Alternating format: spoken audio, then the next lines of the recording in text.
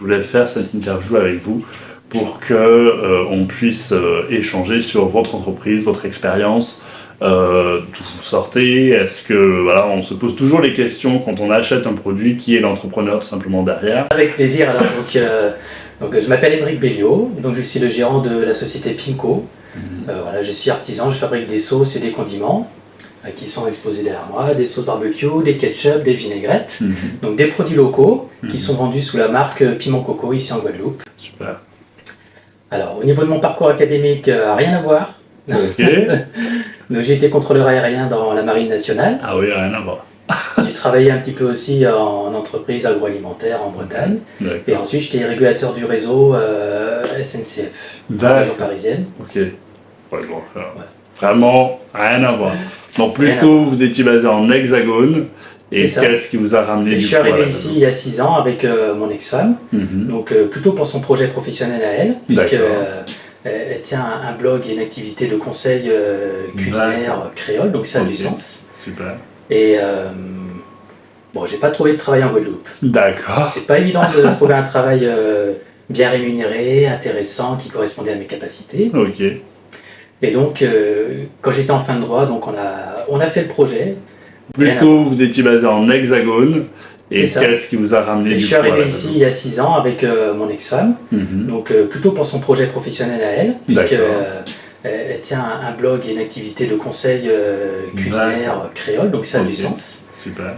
Et bon, j'ai pas trouvé de travail en Guadeloupe. D'accord. C'est pas évident de trouver un travail bien rémunéré, intéressant, qui correspondait à mes capacités. Ok. Et donc, quand j'étais en fin de droit, donc on a fait le projet de créer Piment Coco. On a établi quelques produits. On a commencé tout doucement avec quelques petites épiceries, quelques petits revendeurs. Ok. Et ça a pris un peu d'ampleur, ça fait donc 4 ans aujourd'hui. Ça fait 4 ans. Donc vous avez passé la barre des 3 ans. Félicitations, effectivement, on sait que c'est pas évident.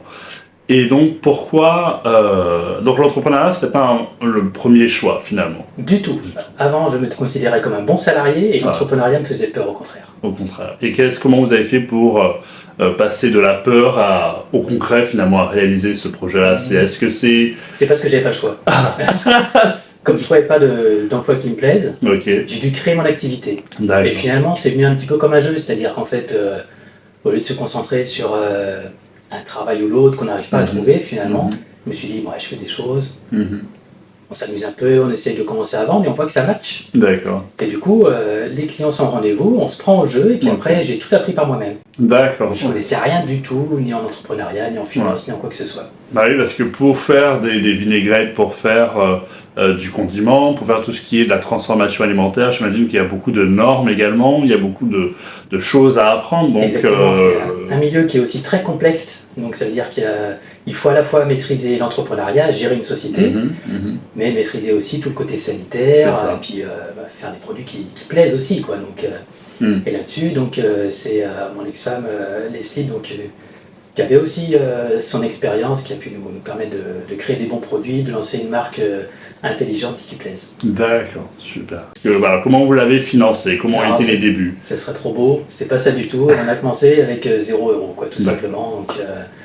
Donc, moi j'étais en fin de droit de chômage, mais j'avais quand même un petit peu de rentrée, certes.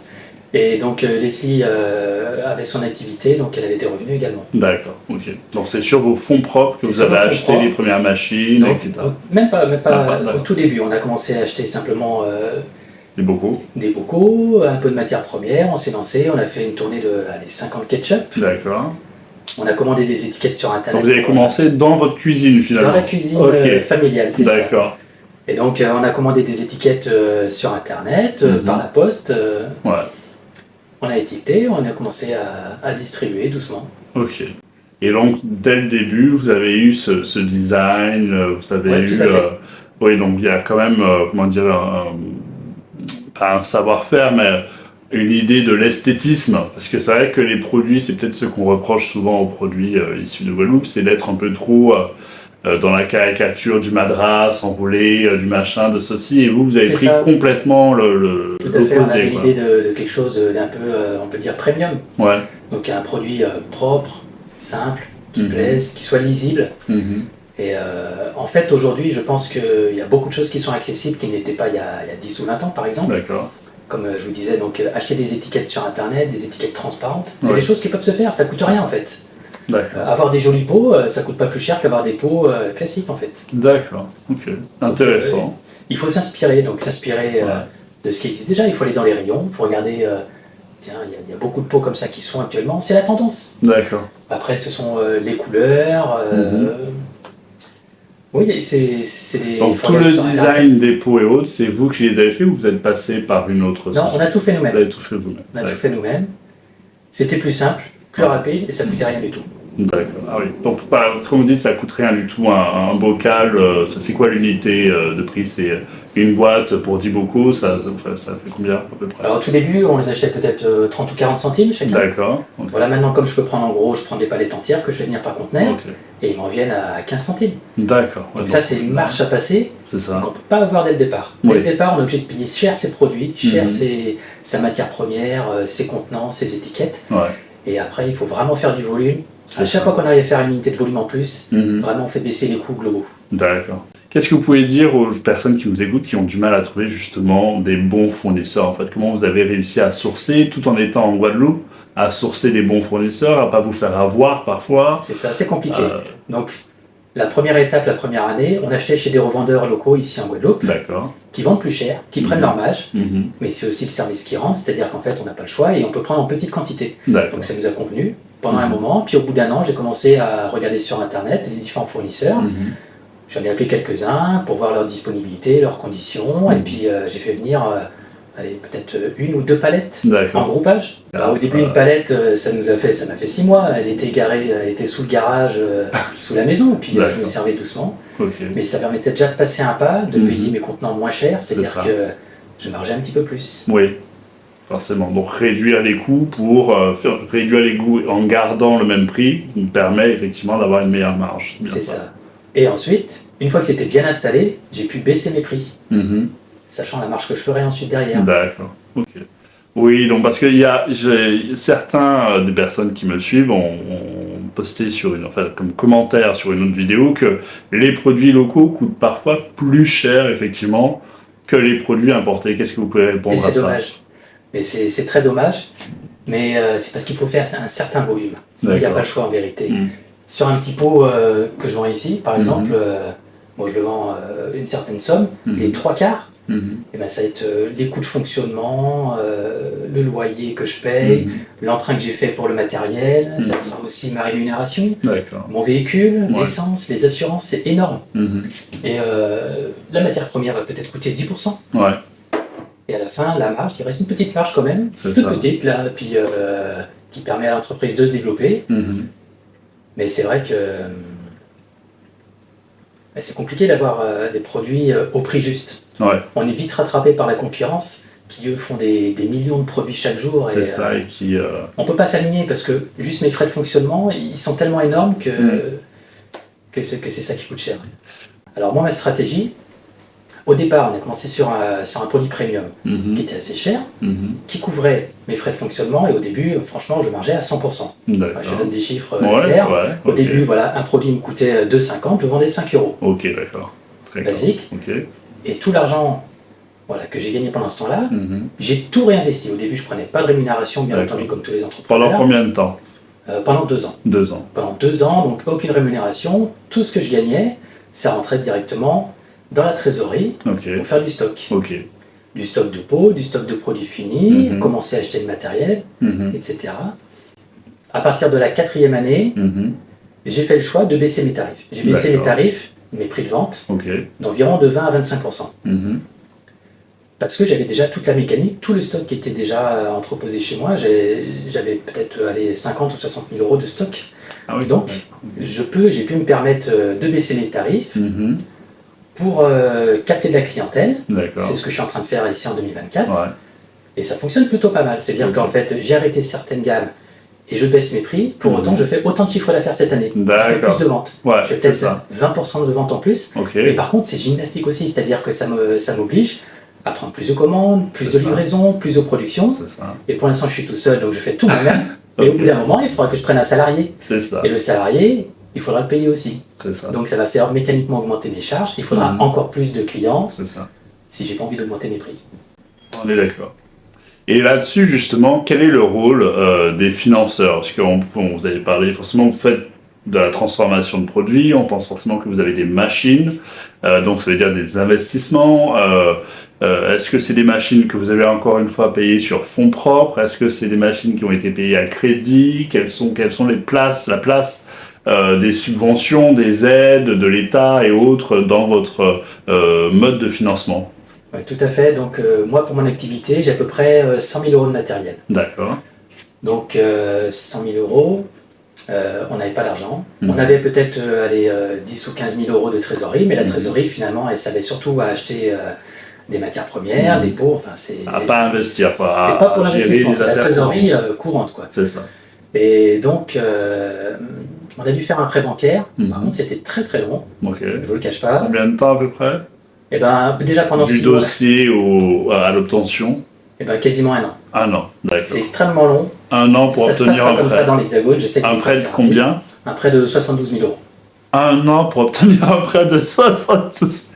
Ça paraît incroyable, mais c'est comme ça. 1 an, ah oui, ok. Et juste pour faire ça, il a fallu aussi que j'emprunte de l'argent à ma tante. Donc j'ai emprunté 20 000 euros à ma tante. Ok.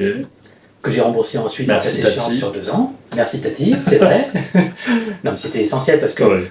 pendant cette année, qui était très longue, on bossait chez nous, on travaillait dans la cuisine domestique et on n'était pas dans les meilleures conditions. Et on avait déjà l'idée de tout le matériel qu'on voulait acheter, qu'on avait chiffré, on avait fait des devis, etc.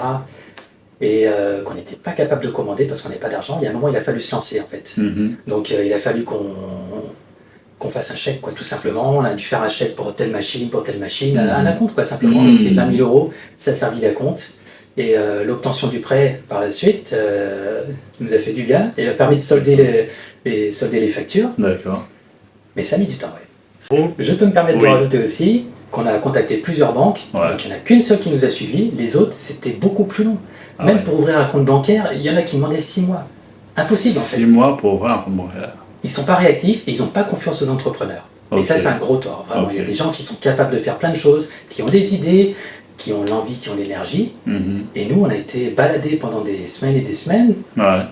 Et finalement, on a pris peut-être la banque la plus chère, mais qui nous a répondu et qui nous a suivis ensuite. Ok, super. Et cette banque, c'est la Bred. C'est la Bred, sans faire de publicité. Donc, je pense qu'arriver avec juste un projet sur papier, c'est vraiment léger. Arriver avec un business plan, c'est joli, mais en fait, on met les chiffres qu'on veut. Donc franchement, je ne crois pas du tout au business plan. Et nous, on est arrivé avec une marque qui avait déjà 1 an. On avait déjà peut-être une quinzaine de points de vente. Les gens achetaient déjà nos produits. Et on avait déjà passé une première saison, donc à Noël, nos produits ont été distribués dans différents CE, donc CE de la Bred. Et finalement, voilà, notre conseillère bancaire avait goûté nos produits. Elle était déjà convaincue en fait du bien fondé de notre marque. Et ça fait toute la différence. Donc ça, le coût de la Bred qui consomme vos produits, c'était avant de faire la demande de prêt ou c'était avant de faire la demande? Avant de faire la demande, d'accord, ok. Oui, donc effectivement, c'est sûr que c'est un poids supplémentaire d'avoir un premier produit qui a déjà un historique et qui est physiquement là. Qui était propre, qui était bien. Et on a commencé à distribuer aussi à Destreland. Donc voilà, quand on est dans une grosse boutique comme ça et qu'on commence à faire des ventes et qu'on voit que les partenaires nous font confiance, ça incite un peu les banques à nous faire confiance aussi. Mais je préférerais que la banque soit la première à nous faire confiance. C'est ça. Ouais. Sérieusement. C'est ça. Et pourtant, ça c'est une petite aparté parce qu'elles se vendent toutes dans les spots publicitaires d'être l'ami de confiance des entrepreneurs. Mais finalement, vous ne l'avez pas forcément vécu comme ça, c'est ça? Du tout, non. Pour moi, c'est de la publicité. Après, elles sont essentielles. Franchement, je vais dire quelque chose en tant qu'entrepreneur. On a 2 amis. C'est notre comptable et notre banquier. Vraiment, c'est ça. C'est important. Quel que soit le domaine d'activité, que ce soit d'agroalimentaire, tout ça ou autre chose, le comptable en premier, le banquier en deuxième, ils sont indispensables. D'accord. Et donc, je reviens sur ma question. Donc, vous venez avec votre produit déjà fini, vous venez avec votre premier compte de résultat, c'est ça? Quelles sont les pièces, entre guillemets, que la banque vous demande pour avoir ce prêt? Oui, c'est vrai. Mais on n'avait qu'un bilan. Donc, un bilan, c'est léger aussi. La plupart demandent au moins 2-3 bilans. Là, c'est parce qu'ils nous ont fait confiance. D'accord. Un bilan, c'est léger. Surtout qu'on avait un bilan, finalement, on avait beaucoup moins de charges fixes. C'était un bilan où on produisait dans la cuisine. Donc j'avais pas le loyer, j'avais pas de véhicule, etc. Donc c'est un peu de l'arnaque d'un côté. C'est-à-dire qu'on a un bilan qui est très positif, mais avec peu de charges, et puis on sait qu'on va faire un c'est pas la vraie vie, c'est pas la vraie vie. D'accord. Donc après, ils sont pas dupes, c'est-à-dire qu'ils savent très bien comment ça fonctionne. Déjà, ils ont pu voir qu'en un an, on était sérieux, que l'argent, on l'a pas dépensé, qu'on a quand même une certaine somme sur le compte courant, même si on peut pas s'en servir d'apport. Justement, c'est sur le compte de qui que vous avez déposé l'argent? Parce que Piment Coucou, parce que vous disiez qu'il y avait des difficultés également à créer un compte bancaire, juste simple compte bancaire pour votre société. Donc c'est la première question, c'est auprès de qui finalement vous avez ouvert ce compte bancaire. Deuxième question, pourquoi finalement cette banque auprès de qui vous avez ouvert le compte bancaire n'a pas été celle, sauf si c'est la Bred, n'a pas été celle qui vous a fait le prêt? Oui, au tout départ, donc on a déposé 2 dossiers pour créer un compte simplement pour la société, donc il y a 4 ans. Donc un chez la Bred et l'autre chez le Crédit Agricole. D'accord. On a eu plusieurs rendez-vous avec le Crédit Agricole, ça n'a jamais avancé, ça n'a jamais abouti, donc finalement on s'est tourné vers la Bred qui nous a ouvert un compte bancaire. Là c'était assez simple quand même. Ok, d'accord. Donc finalement c'est votre banque chez qui vous avez votre compte courant, en tout cas le compte courant de la société, qui finalement, et également après l'avoir mise en concurrence, vous a fait ce prêt. Voilà, c'est ça. Super. Qu'est-ce qui se passe pendant un an? Donc vous avez déposé le dossier, pourquoi ça n'avance pas plus vite? Eh bien, ça dépend peut-être aussi des personnes. Donc là, moi je pense qu'on était tombé sur une conseillère bancaire qui a eu du mal à faire avancer, peut-être qu'elle était un peu jeune, qu'elle manquait d'expérience, qu'elle ne voulait pas prendre de risques. Voilà. Ça c'est le premier facteur. Et le deuxième facteur, comme je vous l'ai dit tout à l'heure, c'est qu'ils étaient très occupés avec tous les prêts garantis par l'État pour le Covid. Okay. Donc là, pendant 4-5 mois, c'est toute la réponse qu'on nous a donnée tout le temps. On n'a pas le temps, il faut qu'on boucle avant telle date. Donc là-dessus, ça nous a ralenti. Donc c'est déjà finalement, on va dire allez, 60% Covid et 40% facteur humain. Oui, peut-être comme ça. Et au bout d'un moment, quand ça faisait 7-8 mois, on en a eu marre, on en a parlé un petit peu à la banque, et puis la directrice du côté professionnel de l'agence a repris notre dossier dans ses mains. Elle est devenue notre conseillère bancaire à la place de l'autre personne. D'accord. Et finalement, ça s'est débloqué assez rapidement, en 2-3 mois, c'était fait. Bon, peut-être finalement 60% humain et 40%. Surtout que je ne donne pas de nom. oui, non, mais on n'est pas là pour faire du shaming. C'est mon ressenti, et ça se trouve, je ne suis pas au courant de ce qui s'est passé en coulisses. Non, mais c'est intéressant. Bon, je ne sais pas s'il y a des gens de la Bred qui vont voir cette vidéo, mais c'est intéressant pour eux, j'ai envie de dire, qu'ils aient un retour aussi d'expérience sur comment vivent leurs clients lorsqu'ils font patienter les gens, en fait. Donc oui, et puis surtout, pendant ce temps-là, entre-temps, j'avais déjà passé les commandes, il fallait faire des acomptes. Ah oui, c'est pour ça que ma tante est intervenue, parce que finalement on n'avait pas de solution. Parce que il s'est passé 3, 4, 5 mois en attendant, il fallait que ça avance. Donc finalement, on voit que donc 1 an pour avoir 72 000 €, il faut avoir un membre de sa famille qui est prêt à vous prêter de l'argent, c'est qu'il n'est pas forcément le cas de tout le monde, et il faut déjà avant même ça avoir de sacrés fonds propres. Donc ça c'est une petite aparté, on va s'arrêter là-dessus pour dire que à tous les entrepreneurs qui souhaitent se lancer, ou à tous ceux qui se sont déjà lancés, avoir du cash à vous et ne pas dépendre des autres, c'est important. C'est primordial. D'autant plus qu'on peut même aborder un autre sujet, par exemple, j'en parlais tout à l'heure, des aides de la région, des aides européennes, etc. Alors, nous, en tant que gros transformateurs, on est éligible à ces aides. On nous a même dit qu'on était éligible, par exemple, jusqu'à la hauteur de 80%. Donc 60% pour le FEDER, c'est le fonds européen, c'est énorme, qui aurait pu être complété par la région pour atteindre 80%. C'est énorme, pour autant, c'est trop compliqué. Donc nous, on y touche 0. Vous n'avez pas postulé pour avoir ces aides? Trop compliqué. D'accord. Trop compliqué. Alors, est-ce qu'on peut rentrer dans le détail du compliqué? Qu'est-ce qui est compliqué? Alors, premièrement, le dossier est compliqué à former. C'est-à-dire qu'en fait, tout seul, j'ai pas le temps de faire ça. Il faut passer par un professionnel, un consultant extérieur qui va faire le dossier de place, parce que c'est un dossier qui va peut-être faire 50, 100 pages, ça dépend de... Ah oui, d'accord. C'est vraiment un gros dossier, c'est compliqué, il faudra faire des tas de devis, et nous, on avait envie d'avancer très vite, en fait. D'accord. Donc c'est... Deuxièmement, une fois que le dossier est bouclé, avec une personne de confiance, qui en plus a du réseau à la région éventuellement, parce que ça aide vraiment, peut-être qu'il faut attendre 3 ou 4 ans avant d'avoir les fonds. Donc c'est pas possible. 3 ou 4 ans. Bien sûr. c'est très très long. Là, ça fait 4 ans que j'ai commencé à faire un dossier pour bénéficier de l'aide au fret. Le site internet n'est pas encore ouvert pour déposer le dossier. C'est quand même fou ça. Donc, il ne faut absolument pas compter dessus. Si un jour ça tombe, si un jour j'arrive à déposer le dossier et qu'il y ait un crédit d'impôt qui tombe sur mon compte, ce sera jackpot. Mais pour l'instant, c'est pas possible. Il ne faut pas compter dessus du tout. Alors, je posais la question que beaucoup de personnes sans doute vont se poser.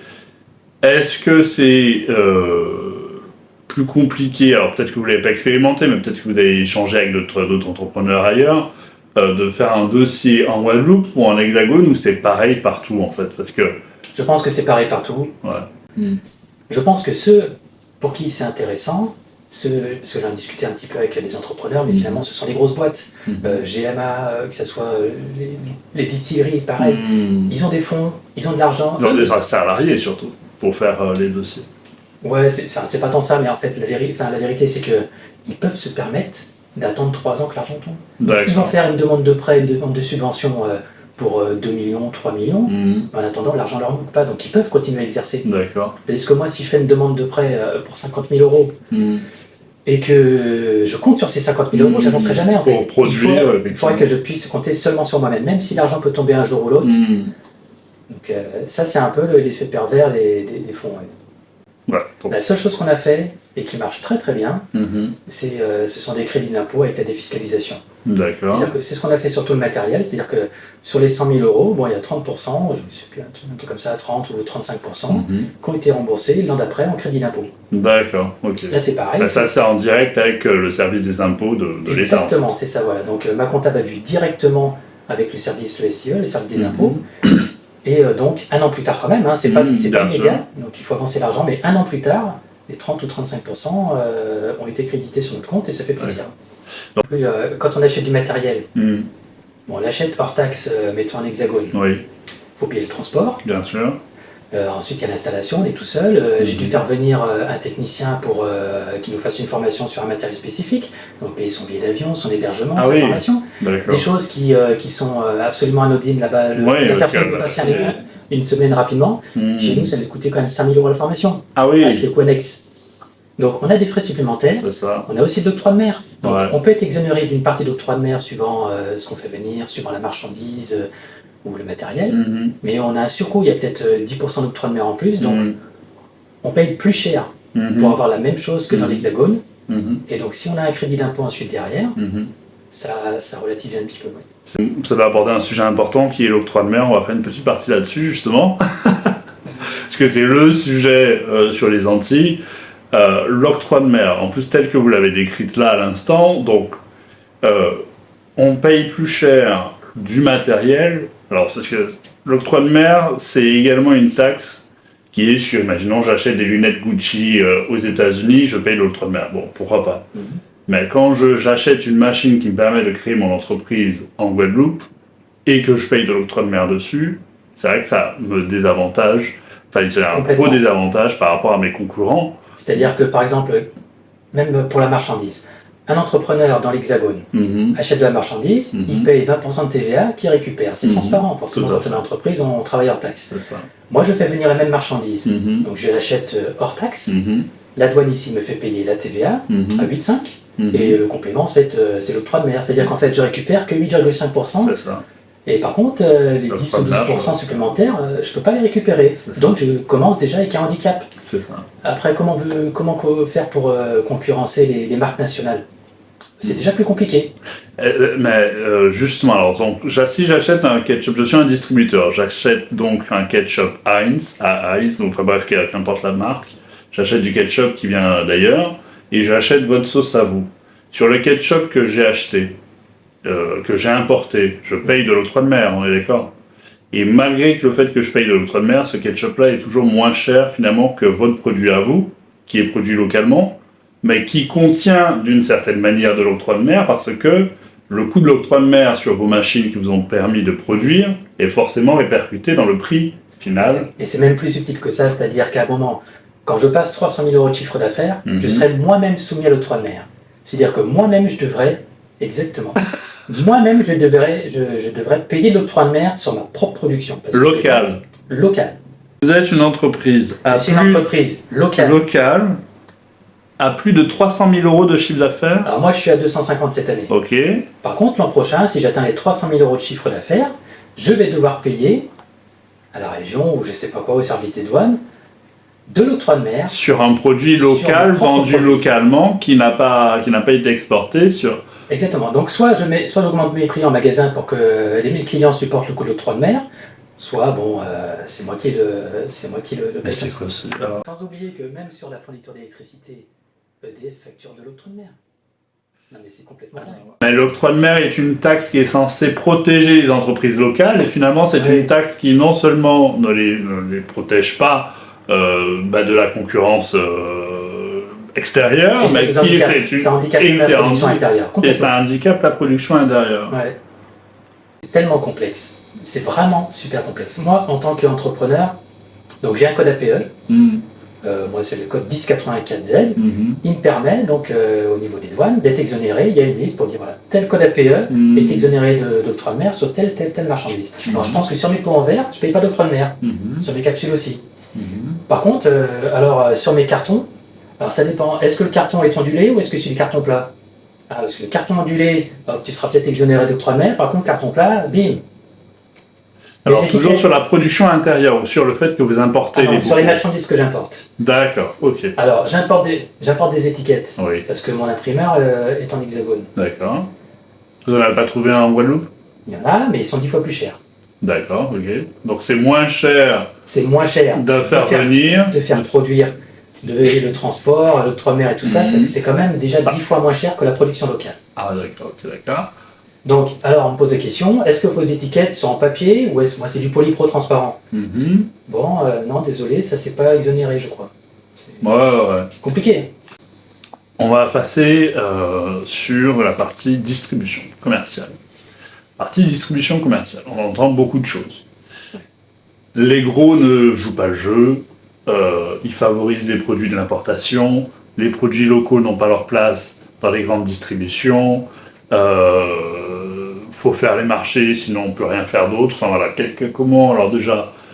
comment vous avez vécu le fait d'avoir cette partie commerciale en fait, quels ont été les premiers retours, quelle a été votre stratégie, qui vous avez ciblé en premier, comment vous avez approché les distributeurs, comment la négociation se sont passées, vous a-t-on cassé le bras, vous a-t-on fait du kung-fu, alors il y a des vidéos qui montrent même les négociations en hexagone, des acheteurs de grandes surfaces de distribution qui crient sur leur fournisseurs. Enfin voilà, est-ce que c'est l'horreur?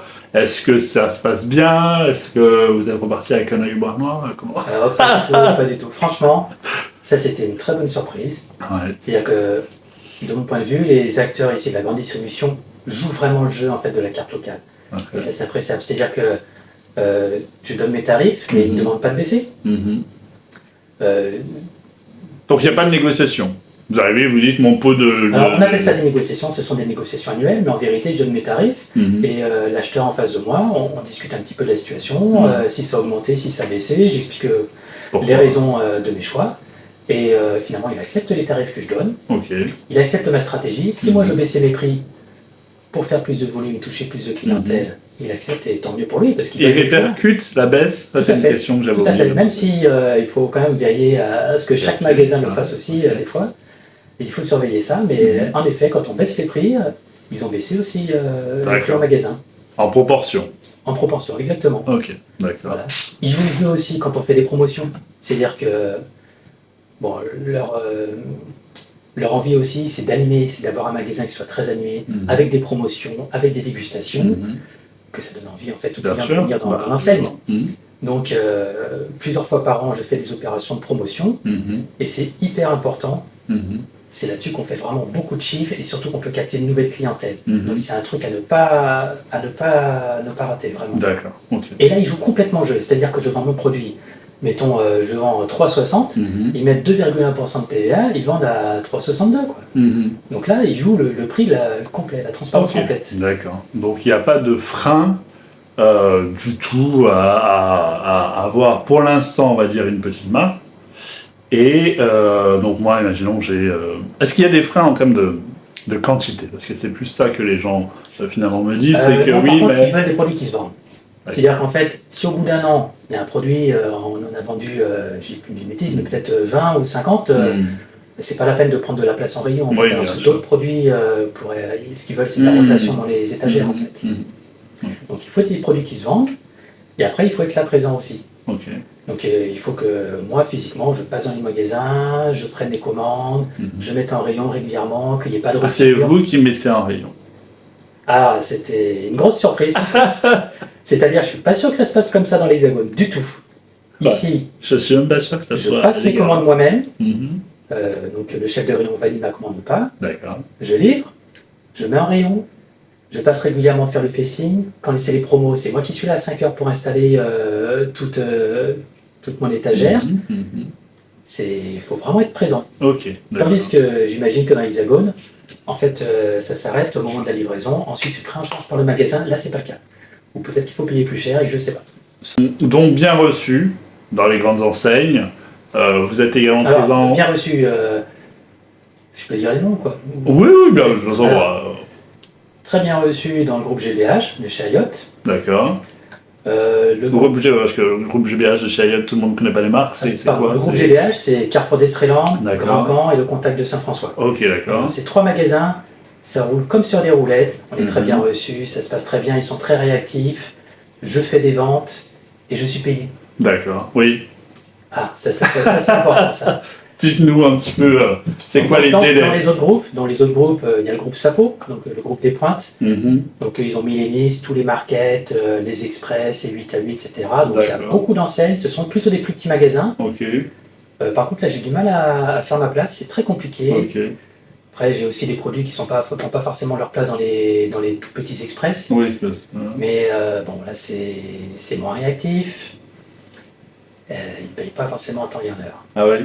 Par exemple, ma première facture de Mélinis, elle a été soldée au bout de 6 mois. 6 mois? Ah, mais je te jure.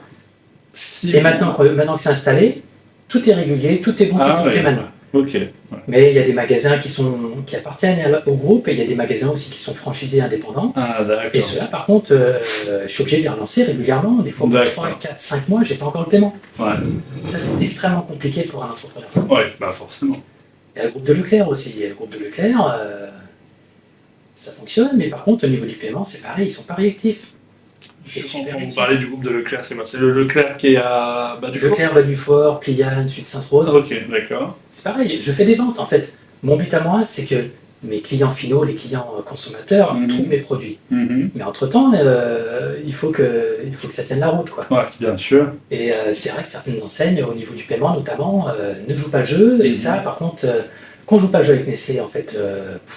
oui, je crois qu'ils ont les moyens. Voilà, c'est ça. Ou avec Kraft ou n'importe quoi. Par contre, quand on joue pas le jeu avec un petit entrepreneur comme moi, moi, s'il me faut 6 mois avant de recevoir un paiement de 1000 euros, bah oui, c'est... Enfin, c'est tout petit, c'est rien, mais ils peuvent se le permettre, ils pourraient payer ça rapidement. Et des fois, ça m'a mis en difficulté. En vrai, ici en Guadeloupe, c'est un gros écueil, c'est qu'il faut énormément de trésorerie pour pallier aux difficultés de ce type. Donc, moi, j'ai à peu près, là, j'ai 60 000 euros de marchandises stockées, de produits finis. J'ai 40 000 euros de pots, de conteneurs qui sont déjà payés. D'accord. Qui vont partir dans le conteneur bientôt et arriver ici au mois de septembre. Okay. Donc ça fait déjà 100 000 euros. J'ai 100 000 euros de matériel qui est mobilisé, mais celui-là, j'utilise, c'est normal. Exactement. Et j'ai encore 40 000 euros d'impayés dehors. Ouais. Et comment vous gérez justement ces impayés? Est-ce que c'est la banque, encore une fois, normalement, c'est un peu son rôle de faire comment ça, pas des bons de trésorerie, mais du découvert en fait. Moi je fais 0 découvert et pour l'instant ça tient la route comme ça, mais par contre c'est vrai que c'est tous les bénéfices des années précédentes, on n'a rien investi du tout en fait, on n'a pas le choix. En fait vous êtes obligé de garder vraiment une trésorerie massive. Chaque année je suis obligé d'augmenter mon stock, etc. J'ai pas le choix en fait. Hein, ouais. Parce que sinon personne ne le fait pour moi, et alors que la banque pourrait le faire, mais on m'a déjà dit que, je sais pas si c'est vrai, on m'a dit que si la banque a déjà financé un prêt, ils ne peuvent pas non plus en même temps financer de la trésorerie. Bon, ça n'existe pas, ça. Et donc, là, comme je vais demander un nouveau prêt pour me développer, j'ai fait le choix de me dire, bon, la trésorerie, j'assume, mais je ne vais pas demander un prêt en même temps que débloquer la trésorerie. Donc là, je vais faire une demande de prêt très bientôt, donc c'est là que je privilégie. D'accord. Là, encore un autre exemple. Oui, allez-y. Encore un autre exemple. En fait, il faut imaginer que le cycle de l'argent, le cycle de la trésorerie, dans mon entreprise en tout cas particulièrement, il est très long. C'est-à-dire qu'il se passe à peu près 1 an entre le moment où je passe mes commandes, j'achète mes pots, mes étiquettes, etc., et le moment où je reçois l'argent. D'accord. Je passe ma commande, il se passe au moins 3-4 mois avant que je reçoive la marchandise. Ouais. Argent, quand vous passez la commande, vous avez déjà décaissé l'argent pour... Mettons qu'au 1er janvier, je passe une commande. Ok. Parce que j'ai besoin d'acheter des nouveaux pots. Que vous payez. Je paye cash, parce que si je paye pas cash... La totalité ou la totalité, je paye cash la totalité, sinon ça sort pas de l'Hexagone. Ah oui. C'est l'export. L'export, ils jouent pas avec les sports, il faut que tout soit soldé avant. Ok, d'accord. Je paye cash, mettons 40 000 € au 1er janvier. Ensuite, au mois d'avril, je le reçois. Mai, juin, je fabrique. Juillet, c'est dans les rayons. Les gens commencent à acheter, tout ça. Et puis, suivant les magasins, suivant les enseignes, je peux recevoir l'argent au mois de septembre, novembre, décembre. Donc, le cycle est à peu près 1 an. Le cycle est très long. Très, très long. C'est pour ça que ça explique que j'ai quasiment j'ai plus de 6 mois d'activité qui soit en dehors, en fait. C'est 6 mois de chiffre d'affaires qui est en dehors de ma caisse. Ouais. Mais ça, c'est pas, à part la partie effectivement importation, mais parce que même une entreprise, imaginons que je suis au fin fond de l'Auvergne, je vais commander, passer commande pour faire je sais pas quoi. Enfin, oui, mais c'est différent. C'est parce que quand tu habites au fin fond de l'Auvergne, tu passes une commande d'une palette de pots. Déjà, tu les achètes pas 15 par 15 ni 40 par 40, tu achètes une par une. Elle arrive 48 heures plus tard chez toi, tu payes à 60 jours. Entre-temps, tu as le temps de produire, tu as le temps de mettre en rayon, et s'ils sont réactifs dans le magasin... Parce que je ne suis pas en export, je peux faire de la dette fournisseur. C'est-à-dire que mon fournisseur, je peux le payer... Pas la première commande, mais au bout de 6 mois, si ça fonctionne. Okay. Exactement, d'accord. Ouais, donc on est vraiment... C'est pas du tout le même truc. Donc ils ont 1 an d'avance sur la trésorerie par rapport à moi. Moi, j'ai un an de retard. Ouais, ça n'a rien à voir. Mais pourtant, tu es toujours debout et tu fais du chiffre d'affaires. 250 000 € de chiffre d'affaires, c'est ça. Donc on voit que le 1, il y a un marché sur des produits de qualité en Guadeloupe. 2, tu as réussi à te faire une place en grande distribution. 3, ça se vend. Donc la plus grande difficulté, c'est de jongler finalement. Ça, c'est exactement ça, c'est jongler, c'est vrai. Et je trouve qu'en Guadeloupe, donc il y a des écueils, c'est compliqué, c'est peut-être plus compliqué que dans l'Hexagone ou ailleurs, ou à l'étranger, peut-être aux États-Unis. Et par contre, il y a aussi beaucoup d'opportunités, c'est-à-dire que rentrer en grande distribution comme je l'ai fait, aller voir un acheteur, lui présenter mes produits, ça dans l'Hexagone je ne pourrais pas, il faudrait absolument que je passe par une centrale d'achat, ça serait très procédurier, ça serait très compliqué. Ici, je peux le faire. D'accord. Et je peux toucher des gens directement.